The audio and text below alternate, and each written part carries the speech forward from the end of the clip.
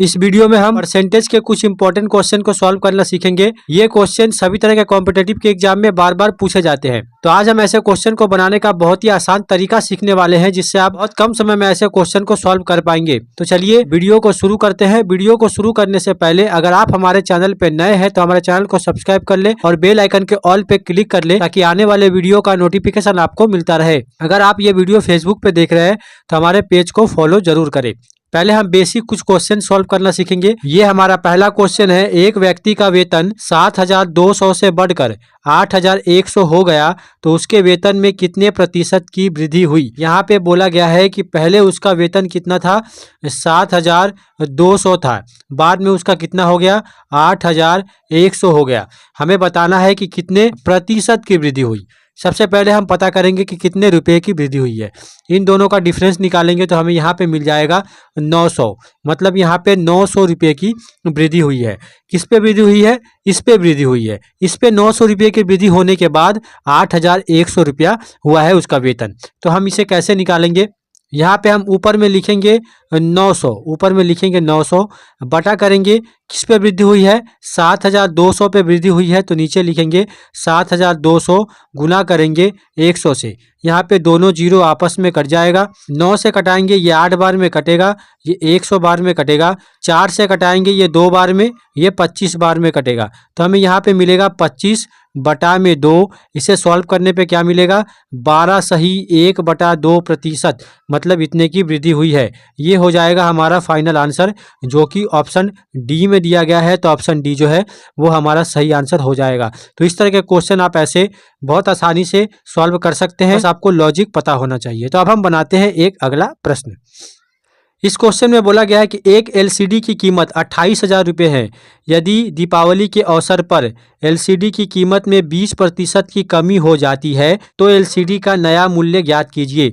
यहाँ पे बोला गया है कि एलसीडी की कीमत कितनी है, 28,000 रुपये एलसीडी की कीमत है। बोला गया है कि दीपावली के अवसर पर एलसीडी की कीमत में 20% की कमी हो गई। यहाँ पे कमी हो गई है।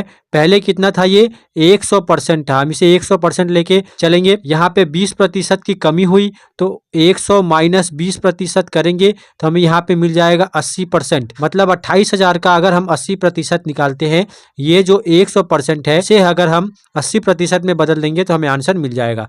तो यहाँ पे लिखेंगे 28,000 गुना 80% के लिए नीचे 100, यहाँ पे दोनों जीरो आपस में कट जाएगा। यहाँ पे 280 मिलेगा गुना 80, तो हमें यहाँ पे कितना मिल जाएगा, 22,400 रुपया, जो कि ऑप्शन बी में दिया गया है। तो ऑप्शन बी जो है वो हमारा सही आंसर हो जाएगा। तो इस तरह के क्वेश्चन पूछे जाते हैं। अब हम बनाते हैं एक अगला प्रश्न। इस क्वेश्चन में बोला गया है कि यदि राम की आय श्याम की आय से 25% अधिक है तो श्याम की आय राम की आय से कितनी प्रतिशत कम है। यहाँ पे दो लोग हैं, राम है और श्याम है। यहाँ पे दो लोग हैं, राम है और श्याम है। यहाँ पे बोला गया है कि राम की आय श्याम की आय से 25% अधिक है। अगर हम श्याम की आय 100 रुपया मानते हैं तो राम की आय कितनी होगी, 25% अधिक बोला गया है 125 होगा। बोला गया है तो श्याम की आय राम की आय से कितना प्रतिशत कम है। तो आप यहाँ पे अगर 25% डायरेक्ट आंसर लिखेंगे तो वो गलत हो जाएगा। बोला गया है राम की आय से कितनी प्रतिशत कम है। सबसे पहले हम देखेंगे कितना रुपया कम है, 25 रुपया कम है। बोला गया है कि श्याम की आय राम की आय से कितनी प्रतिशत कम है। मतलब हमें बेस पे राम को रखना है, तो ऊपर में लिखेंगे 25 बटा नीचे में लिखेंगे 125 गुना करेंगे 100 का। 25 से 125 5 बार में कट जाएगा, 5 से ये 20 बार में कटेगा, मतलब 20% कम होगा। तो यहाँ पे ये हो जाएगा आंसर। अगर आप डायरेक्ट 25% लिखते हैं तो ये गलत हो जाएगा। 20% ऑप्शन ए में दिया गया है, तो ऑप्शन ए जो है वो हमारा सही आंसर हो जाएगा। ये एक है बेसिक मेथड। अगर इसका फॉर्मूला यूज करेंगे तो बहुत ही आसानी से सॉल्व हो जाएगा। तो यहाँ पे ऊपर लिखेंगे रेट, आर लिखेंगे, मतलब जो परसेंटेज में दिया होगा। नीचे 100 प्लस माइनस आर, प्लस या फिर माइनस, अगर कम हो रहा है तो माइनस, बढ़ रहा है तो प्लस, गुना करेंगे 100 का। यहाँ पे परसेंटेज कितना है, 25% की बात की गई है, तो ऊपर में लिख देंगे 25। बटा नीचे क्या बोला गया है 100 प्लस या फिर माइनस आर। यहाँ पे क्या करेंगे प्लस करेंगे क्योंकि अधिक है बोला गया है, तो यहाँ पे 100 प्लस आर करेंगे तो 125 गुना करेंगे 100 का, 25 से 125 5 बार में कटेगा, 5 से 120 बार में कटेगा, 20% जो है वो हो जाएगा हमारा फाइनल आंसर।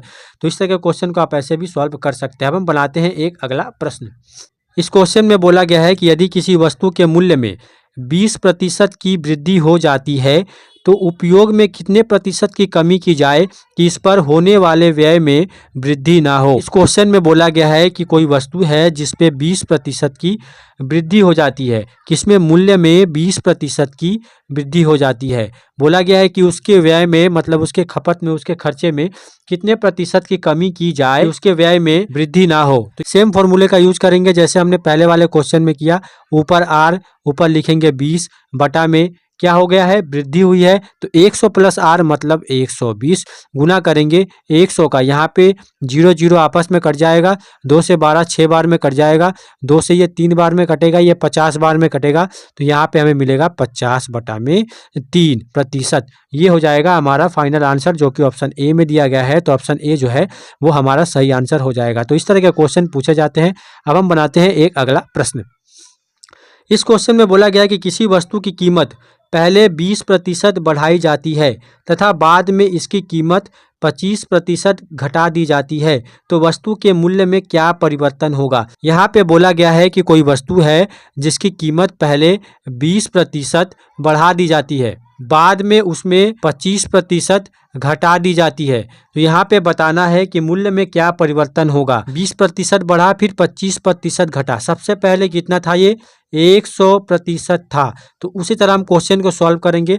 सबसे पहले लिखेंगे 100, यहाँ पे हम कोई भी फॉर्मूला यूज नहीं करेंगे। इस तरह के क्वेश्चन में ये सबसे आसान तरीका है इस तरह के क्वेश्चन को सॉल्व करने का। यहाँ पे सबसे पहले लिखेंगे 100, हम 100 रुपया मान के चलेंगे, गुना 20% की सबसे पहले क्या हुई है वृद्धि हुई है, बढ़ाई जाती है बोला गया है, तो यहाँ पे 120 बटा में 100 करेंगे, फिर गुना लिखेंगे। उसके बाद 25% की कमी हुई है, तो 100 में से 25 को माइनस करेंगे, तो यहाँ पे हो जाएगा 75 बटा में करेंगे 100। यहाँ पे ये दोनों आपस में कट जाएगा, यहाँ पे 0 0 कट जाएगा, 2 से 5 बार में ये कटेगा, ये 6 बार में, 5 से 75 15 बार में कटेगा, तो यहाँ पे हमें क्या मिला है 6 गुना 15, 15 छक्का होता है 90।